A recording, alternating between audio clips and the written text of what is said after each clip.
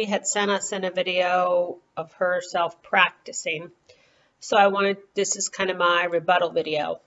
Now, what you see me doing here in the beginning with Cannon is I'm just loosening up his front end. Cannon tends to be super heavy on the front end. He's a gypsy banner, kind of heavy, drafty. They just all tend to be heavy. You can see him standing kind of planted on that front end. So what I'm doing is just loosening up his shoulders.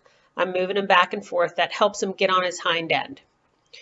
And I just want him to move like one step over, side to side. But that should help him loosen up. Now,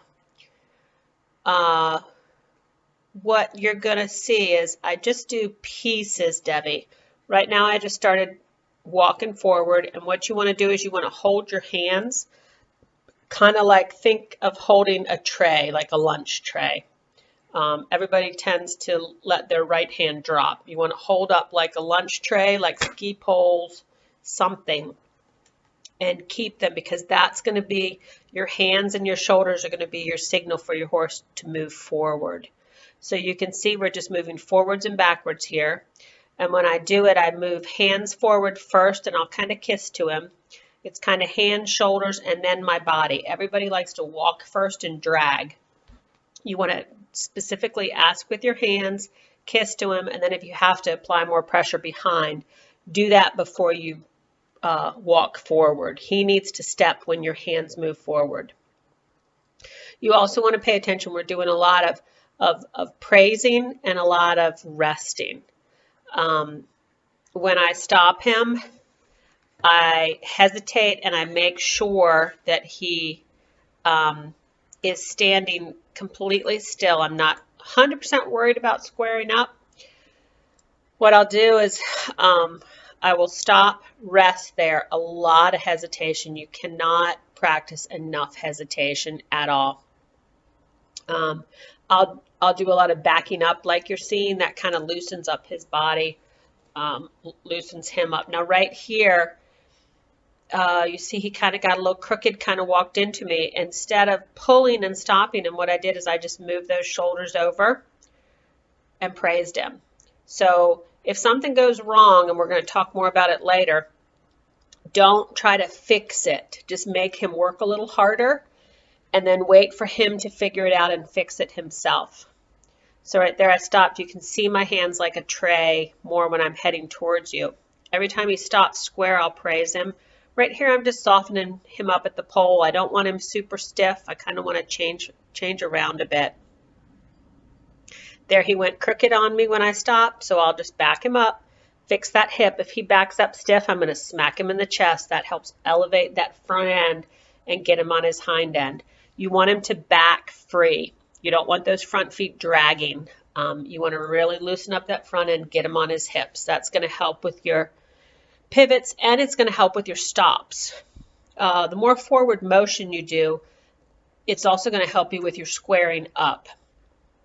I want to talk about that a little bit here. And you can see me kind of work on the squaring up throughout. What I'll do is right here, I'm back, I'm moving shoulders here. There, so I asked him. All right, so I'm going to go to moving shoulders. Let me talk about that super quick while I'm praising him. Debbie, you tend to look at the crossover. Everybody does. Don't. The crossover will come when it's correct.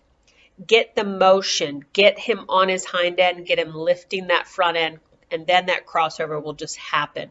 So don't stare down at the ground. Look up. You're kind of driving the side of his face over. If you have to smack that shoulder, but don't push the shoulder. Never touch it. It's his job to pick it up. Right here, he gets a little heavy on me with the back. I'll get after him. I just kind of bump his nose, smack him in that chest. When he's rolling back nicely, I'll stop and praise him. Will I praise him this time? Nope, because I corrected him, so I'm going to come forward again, get a solid stop right there, and I should praise this. I'm hesitating. No, I'm making him do it a second time. That was a good, he adjusted himself. I think I'm looking for 3. Yep. So I'm going to come forward again. One more square stop. Because see how he's thinking about being crooked. I'm hesitating, giving him the chance to make a mistake if he wants to. Let him mess up. There, now he got a praise. So back to that squaring up. You just saw me do it.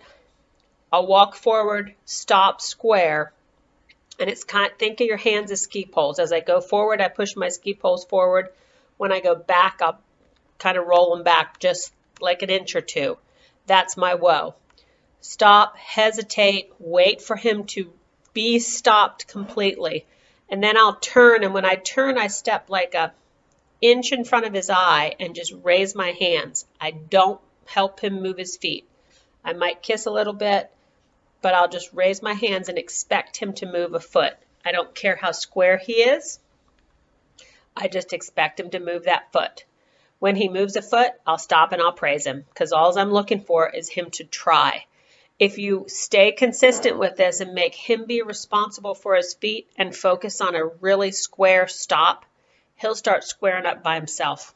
You won't even have to ask. It'll just happen. And then he's becoming responsible. This comes back to helping you also in your riding. He'll be more responsible.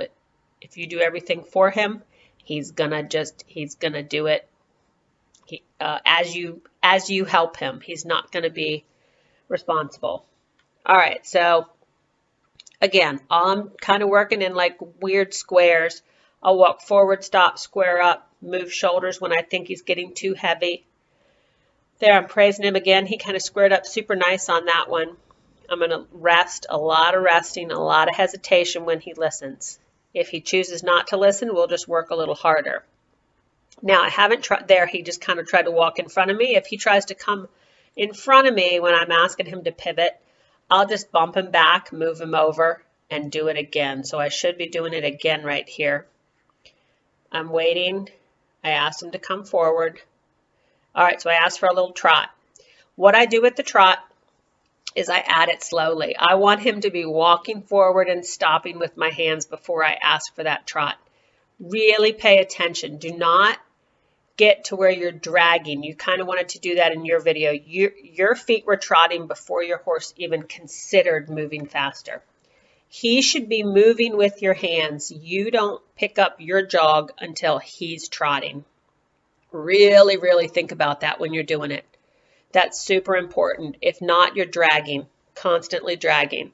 He needs to be responsible. He needs to be following your shoulder. And I'm not, you can see what I'm doing as I'm talking. I want to go over a few points here. Remember, a lot of hesitation, a lot of praise. Give him the chance to think. Do not just do it for him, and don't rush. If you rush in your practice, you're going to rush when you show. I feel like watching myself in this video that I'm rushing a little bit. I think I should have been slower. I think I should have taken more time. So really think about that. See right there, I'm kind of hesitating better, and I really have to talk to myself. I have to make myself wait. But the more hesitation you instill, the more hesitation you practice, the cleaner your patterns are going to be. Another thing I want to quickly talk about is when you start correcting and kind of getting after them and expecting them to be responsible, they start to anticipate. Just ignore it. Like they'll anticipate that they'll kick that hip sideways. They'll anticipate certain things. Ignore the anticipation and work through it. If he starts anticipating a crooked stop, just make him work a little harder. Move shoulders over, back him up. Don't stop as much. Trot longer until he really wants to stop. Don't get frustrated with him thinking. Just give him the right things to think about. Let's see, I think I've covered most of it for you, Debbie. Really pay attention to your hand placement. You can see at the end of this video that I'm kind of working on squaring up. You can sort of see my hands, but I'm still trying to keep my tray. I never pull down on his face, and I never try to move his feet with my hands. I apply a little, I almost raise my hand up. I never pull down. Now at the end, you're seeing Cannon's getting tired. He's getting crooked with his stops. Instead of saying anything to him, I just move his shoulders, make him work a little harder. And then we should go forward again. And you can try at a different angle. He moves sideways again, so I'll just move his shoulders again. You want to work through these moments too. Don't just quit when they're good. There, I'll back him up. He's super antsy. This is where he's anticipating and trying to think ahead of me. He needs to stop. He needs to think. He needs to be responsible, but he needs to wait for me. And right now he's thinking he knows what I should do. So he's doing it again. Expect this stuff. This is how they learn when they mess up. Instead of trying to fix him, I'm just going to make his life a little harder. I'm going to make him work a little harder. Here we come again. And this video is going to end pretty abruptly when he gets it right. So there, we trotted a little bit. We'll come back in the screen. That was a good stop. I should stop. I should hesitate. I should praise him. And this is where I'm going to be done right here. Perfect.